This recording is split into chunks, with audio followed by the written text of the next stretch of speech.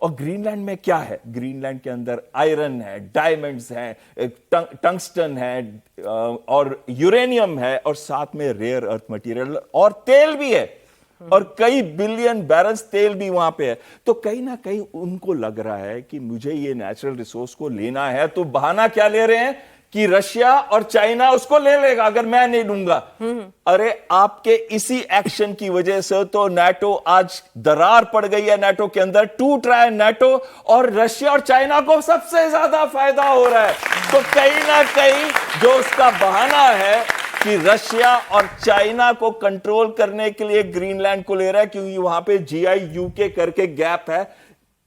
कौन सा gap? Greenland, Iceland और यूके, ये एरिया। और खासकर आज क्लाइमेट कंडीशन की वजह से ग्रीनलैंड की जो बर्फ है ना वो पिघल रही है और अब उनके नेचुरल रिसोर्सेज को लेना आसान होगा। लेकिन इससे एक बहुत बड़ा फर्क पड़ा। ये GIU के गैप जो है पहले नेविगेबल नहीं थी इतनी आसानी से, क्योंकि अब बर्फ निकल रही है, बर्फ पिघल रही है, तो वो एरिया पे उनको लगता है कि रशिया और चीन कहीं कंट्रोल ना कर ले। ये कहने के लिए असली रीजन यही है, यूरोप करने देगा क्या उसको? क्या यूरोप और नाटो टूटेगा? डेफिनेटली नाटो में दरार पड़ गई है। और जब से उन्होंने 10% टैक्स 8 यूरोपियन देशों का है, यहां पे शुरू हो गई है ऑप आर्टिक एंड्योरेंस, एक एक्सरसाइज जो डेनमार्क करा रहा है, जिसके अंदर चाहे टोटल 500 से 550 लोग ही हों, चाहे उसके अंदर छोटे छोटे देश जो है 10 देशों में कुछ तो 10-20 ही दे रहे हैं, कुछ 30, 40, 50 दे रहे हैं और डेनमार्क 200 दे रहा है। तो नंबर कम है, लेकिन ये स्ट्रेटेजिक मैसेज है किसको? ट्रंप को, कि देखो पुश मत करो।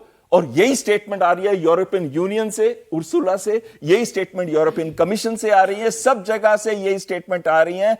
It is unacceptable and absurd. जैसे कि मैडम ने वो वर्ड यूज किया था बेतुका। बेतुका का मतलब क्या है?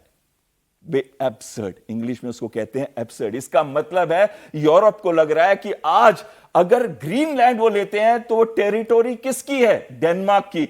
तो ये टेरिटोरी यानी कि सॉवरेनिटी को घात लगाता है, और कल ग्रीनलैंड को घात लगाया है, हो सकता है यूरोप के दूसरे देशों को लगाए। जो प्रश्न आपने इससे पहले पूछा था कि क्या और जगह कॉन्फ्लिक्ट्स बढ़ेंगे, तो इस समय तो 10% लगाया और कह रहा है कि मैं 25% तक लेके जाऊंगा 1 जून तक। पर मुझे लगता है कि जिस हिसाब से उनकी अपनी पार्टी के अंदर विरोध शुरू हो रहा है, कि जैसे आपने कनाडा के साथ किया था, तो कनाडा ने क्या किया है?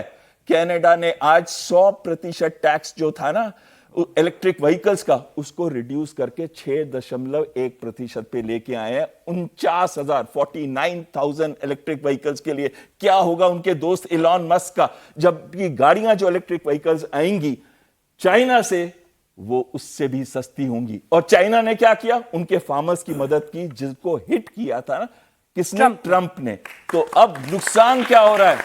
ट्रंप अकेला पड़ता जा रहा है इस समय पूरे वर्ल्ड के अंदर। मैं कहूं अगर कोई पोल हो कि पॉलिटिशियंस में मोस्ट हेटेड कौन है, तो सब क्या कहेंगे?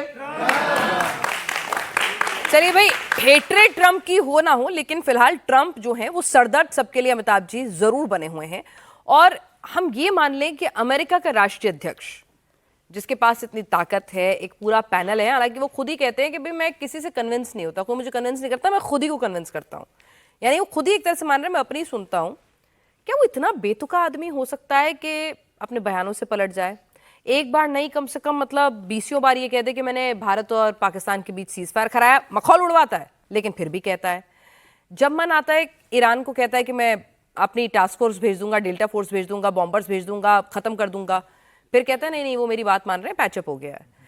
मतलब ऐसा अनप्रेडिक्टेबल, ऐसा शख्स वाकई में क्या अमेरिका जैसी सुपर पावर का राष्ट्रीय अध्यक्ष, इज इट ट्रू लाइक, या फिर कुछ एक फसाड है जो हमें दिख नहीं रहा है?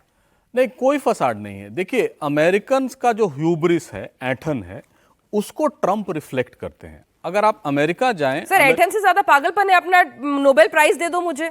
और मतलब क्या बच्चा थोड़ी है भाई? दे दो नहीं, उसको फ्रेम करवा के रख लो।